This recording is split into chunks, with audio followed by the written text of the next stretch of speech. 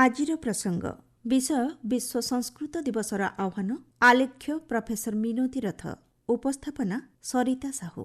ପ୍ରତିବର୍ଷ ଭଳି ଚଳିତ ବର୍ଷ ଅଗଷ୍ଟ ମାସର 19 ତାରିଖ ଶ୍ରାବଣ ପୂର୍ଣ୍ଣିମା ତିଥିରେ ବିଶ୍ୱ ସଂସ୍କୃତ ଦିବସ ପାଳନ କରାଯାଇଥାଏ।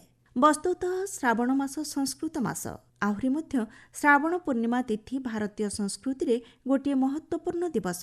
ଏହା ହେଉଛି ଭଗବତ ଅବତାର ବଳରାମଙ୍କର ପୁଣ୍ୟ ଜନ୍ମବାସର। ଦ୍ୱିତୀୟରେ ଭାଇ ଓ ଭଉଣୀଙ୍କର ନିବିଡ଼ ଭାବୋଲ୍ଲାସର ପର୍ବ ରକ୍ଷାବନ୍ଧନ ଏହି ଦିନ ପାଳିତ ହୁଏ। ସର୍ବୋପରି ଏହି ତିଥିରେ କେଉଁ ପ୍ରାଚୀନ କାଳରୁ ଭାରତୀୟ ବିଦ୍ୟାର୍ଥୀମାନେ ଗୁରୁକୁଳାଶ୍ରମରେ ଉପାକରଣ ସଂସ୍କାର ପୂର୍ବକ ବେଦାଧ୍ୟୟନର ଶୁଭାରମ୍ଭ କରୁଥିଲେ।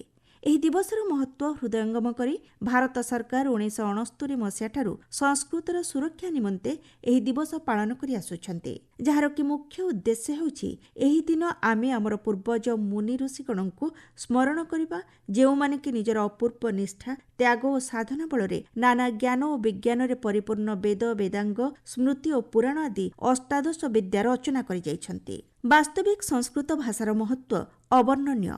ଦେବବାଣୀ ସଂସ୍କୃତ ହେଉଛି ବିଶ୍ୱର ପ୍ରମୁଖ ସପ୍ତ ପ୍ରାଚୀନ ଭାଷାମାନଙ୍କଠାରୁ ମଧ୍ୟ ସର୍ବପ୍ରାଚୀନ ଓ ସର୍ବମାନ୍ୟ ଭାଷା।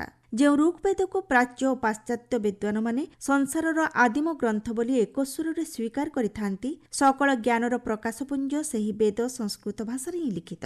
ସଂସାରର ଆଦ୍ୟ କାବ୍ୟ ରାମାୟଣ ଓ ରାଷ୍ଟ୍ରୀୟ ଇତିହାସ ମହାଭାରତ ମାନବଜାତି ନିମନ୍ତେ ଏହି ଅମର ଭାଷାର ମହାର୍ଘ ଅବଦାନ। ଦେବ ଭାଷାରେ ଲିଖିତ ଅଷ୍ଟାଦଶ ପୁରାଣମାନେ ସମଗ୍ର ସୃଷ୍ଟିର ଉଦ୍ଭବ ଓ ବିକାଶର ଲିପିବଦ୍ଧ ଇତିହାସ ପ୍ରସ୍ତୁତ କରିଥାନ୍ତି। ମନୁଷ୍ୟ ଜୀବନକୁ ସଂଯମିତ ଓ କର୍ମମୁଖର କରିବା ପାଇଁ ନିରନ୍ତର ଉଦ୍ୟମଶୀଳ ସ୍ମୃତିମାନେ ମାନବ ସମାଜର ଆଲୋକବର୍ତ୍ତିକା ସଦୃଶ ଅଟନ୍ତି। ଭାରତୀୟ ବୌଦ୍ଧିକ ବିକାଶର ସ୍ୱାକ୍ଷର ବହନ କରିଥାନ୍ତି ଦର୍ଶନ ଶାସ୍ତ୍ରଗୁଡ଼ିକ। ଏହିପରି କହିବାକୁ ଗଲେ ଅମର ଭାଷା ସଂସ୍କୃତ ଏକ ଭାଷା ମାତ୍ର ନୁହେଁ, ଏହା ଭାରତୀୟ ଜୀବନ ପ୍ରବାହର ମୂଳ ଉତ୍ସ।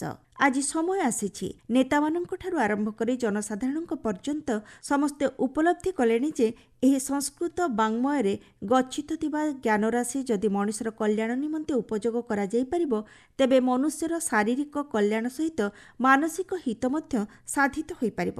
ସମ୍ଭବତଃ ଭାରତ ଅପେକ୍ଷା ଉନ୍ନତ ରାଷ୍ଟ୍ରଗୁଡ଼ିକ ଏ ଦିଗରେ ଅଧିକ ସଚେତନ ହେଲେଣି। କହିବାକୁ ଗଲେ ଜର୍ମାନୀରେ ସଂସ୍କୃତ ଜ୍ୱର ଭଳି ବ୍ୟାପିବାରେ ଲାଗିଛି।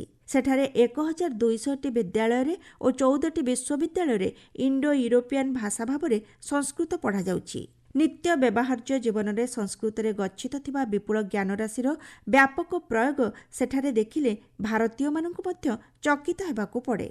America, Britain, France, Norway, Russia, Sweden, Thailand, middle east ଆଦି ଦେଶଗୁଡ଼ିକରେ ମଧ୍ୟ ବିଶ୍ୱବିଦ୍ୟାଳୟମାନଙ୍କରେ ସଂସ୍କୃତ ଅଧ୍ୟୟନ କରାଯାଉଛି। ହିନ୍ଦୁସ୍ତାନ ଟାଇମ୍ସ ପତ୍ରିକାର ଏକ ଆକଳନ ଅନୁସାରେ ଜଣାଯାଏ ଯେ ଆମେରିକା ଓ ୟୁରୋପ ମହାଦେଶରେ ସଂସ୍କୃତର ଲୋକପ୍ରିୟତା ବଢ଼ିବାରେ ଲାଗିଛି। ଆମେରିକାର ରଟଜର ବିଶ୍ୱବିଦ୍ୟାଳୟର ଅଧ୍ୟାପକ ପଙ୍କଜ ଜୈନଙ୍କର ଏକାଡେମିକ୍ ସାଂସ୍କ୍ରିଟ ଷ୍ଟଡିଜ୍ ୱେବ୍ ପେଜ୍ରେ କରିଥିବା ଆକଳନରେ ଏହା ଦର୍ଶାଯାଇଛି ଯେ ସଂସ୍କୃତ ସେଠାରେ ଇଣ୍ଡୋ ୟୁରୋପିଆନ୍ ଲାଙ୍ଗୁଏଜ୍ ଭାବରେ 12ଟି ବିଶ୍ୱବିଦ୍ୟାଳୟରେ ଅଧ୍ୟୟନ କରାଯାଉଛି। ହିନ୍ଦୀ ଓ ସଂସ୍କୃତ ସେଠାରେ ଦକ୍ଷିଣ ଏସିଆନ୍ ଭାଷାମାନଙ୍କ ମଧ୍ୟରେ ଅଧିକ ପ୍ରସିଦ୍ଧି ଲାଭ କରିଛି।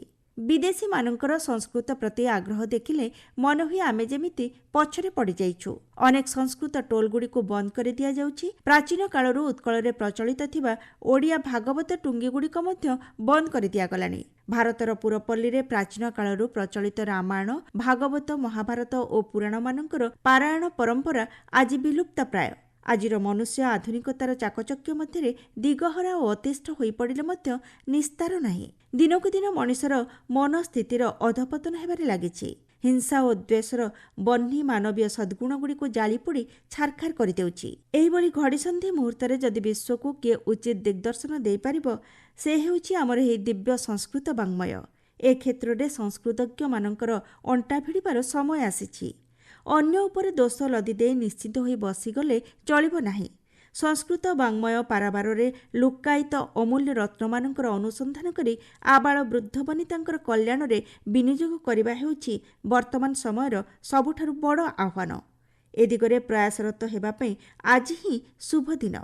ଆସନ୍ତୁ ସମସ୍ତେ ଏ ଦିଗରେ ମିଳିମିଶି ଅଗ୍ରସର ହେବା ପାଇଁ ସଂକଳ୍ପ ଆଜି ହିଁ ନେବା। ଜୟତୁ ଭାରତମ୍, ଜୟତୁ ସଂସ୍କୃତମ୍।